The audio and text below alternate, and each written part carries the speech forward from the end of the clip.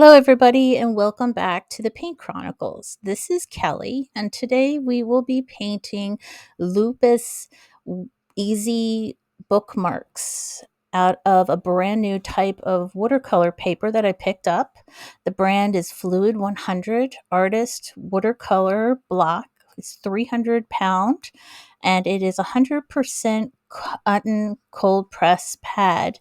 You see me here struggling a little bit with this one piece of paper that I just cut out of the block because it is so thick. I just couldn't believe that that was only one piece of paper. So I thought for sure it was two, but it was one. So I went ahead and took another piece of this paper and I taped it down because I'm going to do a wash with my Unshakeable Joy Kristy Rice brush that I absolutely love. And I'm going to get this paper good and wet. I've taped down the sides so it won't buckle or bend or bubble up in areas. It'll stay nice and flat and straight. I've put another stripe of tape down the middle because of I'm taking two bookmarks and I'll be able to cut them down the middle once I'm finished. And I'm mixing up with some ultramarine blue and some red to make a light purple on that wash.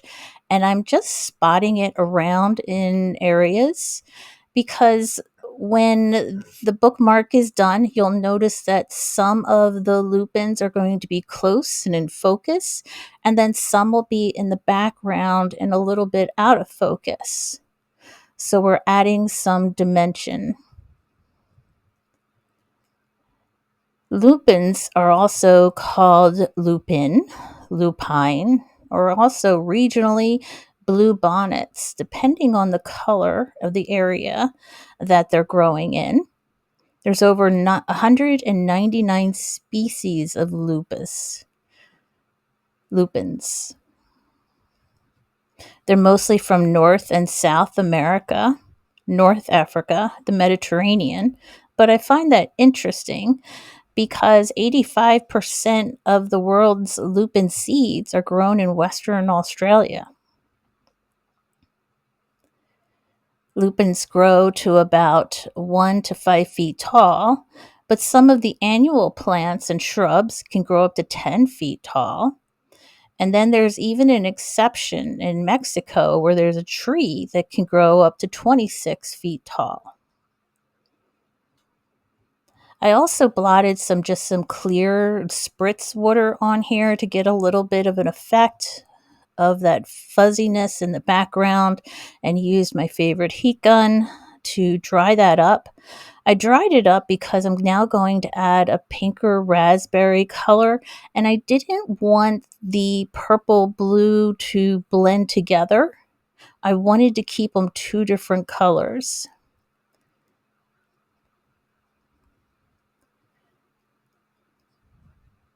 So I'm re-wetting it.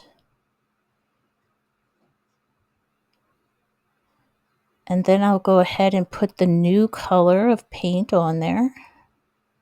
And again, I'm doing the same thing. I'm just kind of splotting it around. Now this one's slightly of a darker color.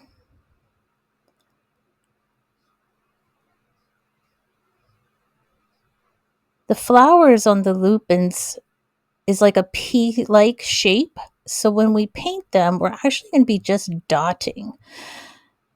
They have a pea-shaped like flower and two lateral wings.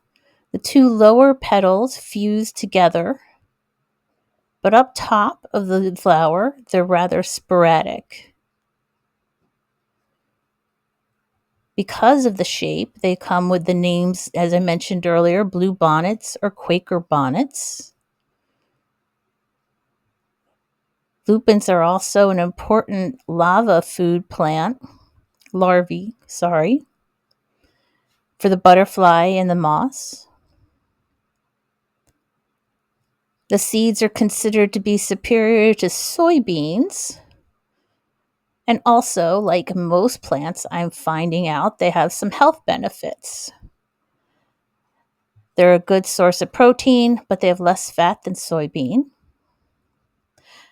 The pods of flowers and seeds are considered a fruit, but they're a bit bitter because they have alkaloids in them. They're gluten-free, high in amino acids and antioxidants. But there is one thing to be concerned about. If you are allergic to peanuts, you're probably allergic to lupins. So now I'm going through and I'm doing the same effect that I did with the pinkish red and the blue. And I've got some green here, and I'm making some not very distinct stems. So these stems are kind of messy and blurry, and adding the green into the bottom here. And as you can see in the water, they're kind of blurring out a little bit, but yet you can still clearly see the lines.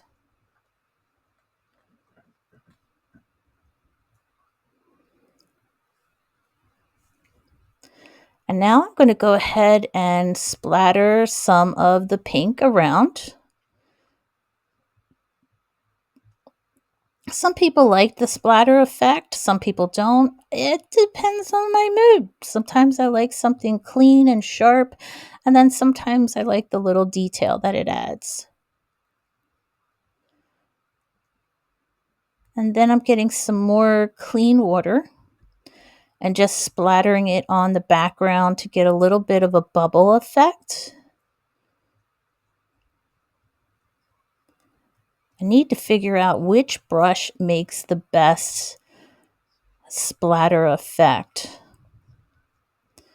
All right, I've gone ahead and I've dried it now. And then I went through and I added the little dots. I'm taking the tape off, and I'm using my heat gun as I take the tape off because I have heard and learned on a different YouTube video that it won't rip the paper that way. And I used to get so frustrated because I would take the paper off and it would rip. But doing it this way and warming it up, it doesn't rip the paper nearly as much. So you can see where we added in little dots. And that's all they are, is just little dots. One more piece of tape to come off, and then we finish up some details.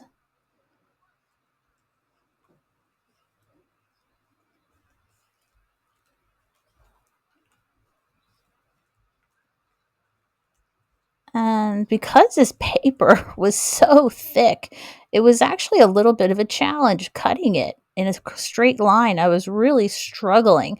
I do sometimes have shaky hands, but this really put me to the test. So cleaning up the sides a little bit.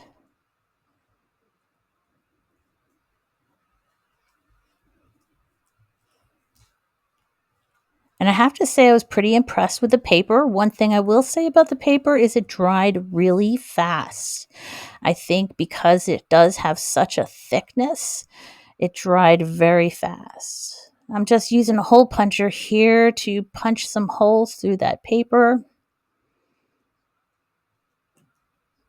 So if you are using this type of paper, keep in mind of how large of a section you want to wash on it, and you might want to keep the areas smaller like I did. I'm glad I didn't try and do anything larger than that. And I'm just getting some ribbon here, and the paper is so thick that sometimes when you tie it or make it a little taut there, it rips the paper just a little bit. Not with this paper.